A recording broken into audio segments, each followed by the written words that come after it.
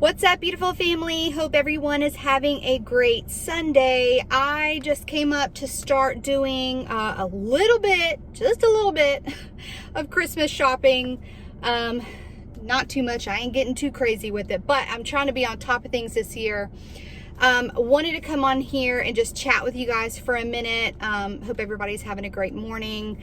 I wanted to read you something that someone sent me last night that really should not come to any surprise whatsoever, because we know where this world is headed. And it's headed there fast, guys. And at this point, we cannot stress out anymore or worry, because we know that God's got this and we are in his hands, and whatever is going to happen is meant to happen.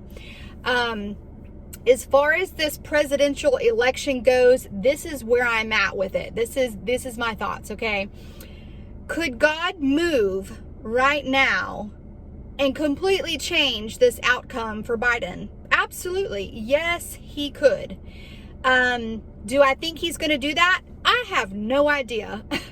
Because I was just talking to some friends last night, and, there's a lot of people who say that they have been receiving things from the Lord as far as if Trump was going to win, if Biden was going to win. They've been seeing just things as far as like who gets in or who's out or whatever. And I've just been sitting here just completely going off of, feelings and emotions, because I have not received anything from the Lord as far as who was supposed to win this election. So guys, I have no idea. I just really think that this country would be in better hands if Trump was reelected. But the more I've thought about it, as much as I want Trump to get into office, I don't know the Lord's plans, and I don't know what he has planned. And so if he does have plans for Biden to get in office to push us closer to the rapture of the church and everything that's supposed to happen, then I'm going to trust the Lord with that. The things that Biden stands for, I don't agree with, but at the end of the day, the president is not my king. Jesus Christ is my king. He is my Lord and Savior, and he's the only person that I put my trust and faith in as far as anything goes. Because, at the end of the day, is Trump perfect? No.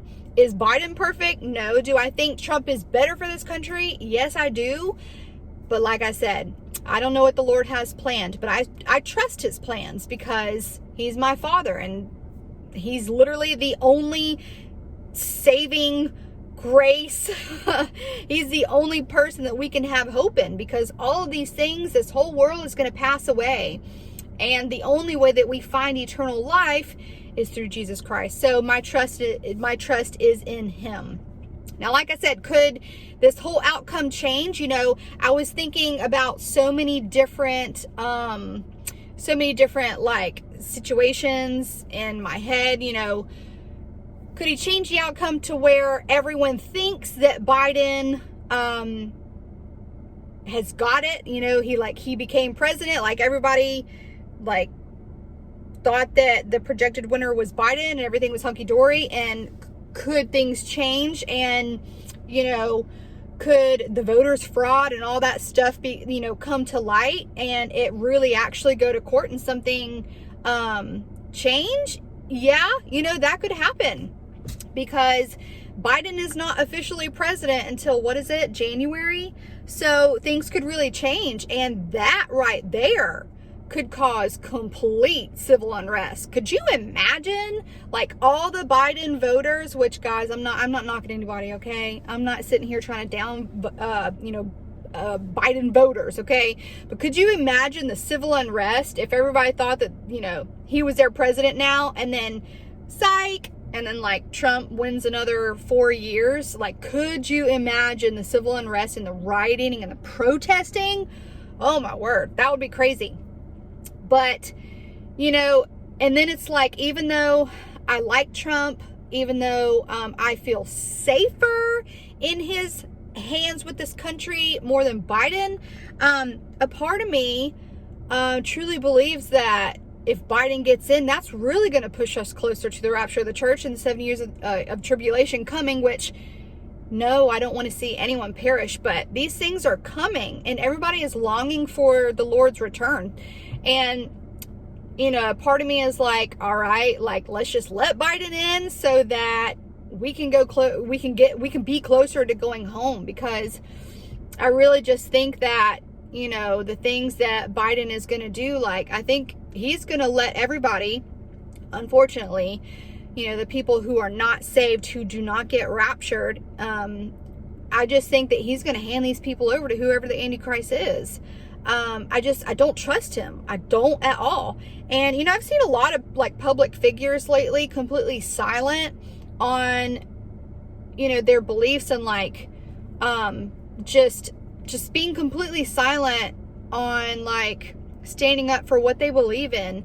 And I get this impression that they're like scared of like what people are going to think. They're scared of like losing their subscribers or their followers, and they just don't want to address it because it's easier just not to address it. But, you know, I truly believe in standing up for what you believe in and not being scared to like give your opinions, you know what I mean? Like, and just to stand up for what you believe in. And, you know, that's just my thoughts. Do I trust Biden in office? No, but I think it's going to push us closer to prophecy. I think it's going to push us closer to getting up out of here. And also, I've seen a lot of people lately bashing Christians for longing for the rapture of the church. And they'll word it certain ways. Like, I saw even Marcus Rogers, which I don't have anything against. I don't. Do I agree with his doctrine? No, but like, I'm subscribed to him because some of his stuff, like, I find interesting. But I don't know, there was some song that he put out the other day that was like basically bashing Christians for watching for the rapture of the church and wanting to go home.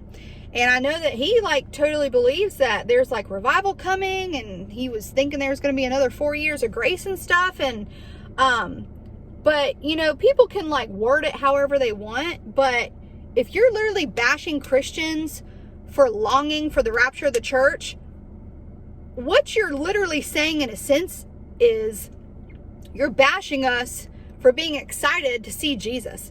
Because that's really what we're looking for. We're literally looking to go home to be with Jesus, okay? And maybe there are some people out there who really just want to escape this world because their life is not as good as somebody else's. And maybe they're really struggling. Maybe they just want a way out. And you know what? That's okay. And even when life is bad, or even when life is good for me, which I try to find, and I'm rabbit trailing, but whatever. Even though I try to find the joy in everything, I try to find the positive in everything, even when things go bad, I still like, it doesn't matter how my life is going. I still like, I want to be with Jesus. Like, this world is not my home. I'm just occupying, right?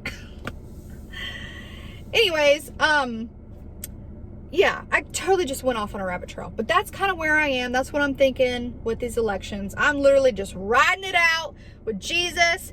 We are good in his hands. I'm just trusting him and whatever his plan is.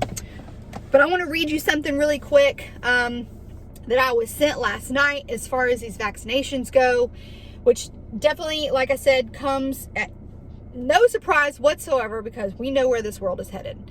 So I'm going to read this to you guys really quick. Also, I just want to say I have something super exciting that's happening and I can't announce it yet. But I'm teaming up with somebody who is just my absolute best friend. And we have something so awesome that's coming. And you guys get to be a part of it. I cannot wait to announce it. That'll probably be announced within the next few days. So be looking out for that. It's going to be an awesome next couple months if we're still here. So I want to read this to you guys really quick, and then I'll probably end with something, and then yeah. State Bar passes mandatory COVID-19 vaccination recommendation. Mary Beth Morrissey, chair of the Bar Association's Health Law Section's Task Force on COVID-19, said in a statement after the vote on Saturday, the authority of the state to respond to a public health crisis is well established in constitutional law. The New York State Bar Association on Saturday passed a resolution urging the state to consider making it mandatory for all New Yorkers to undergo COVID-19 vaccination when a vaccine becomes available. Listen to this, guys. You ready for this?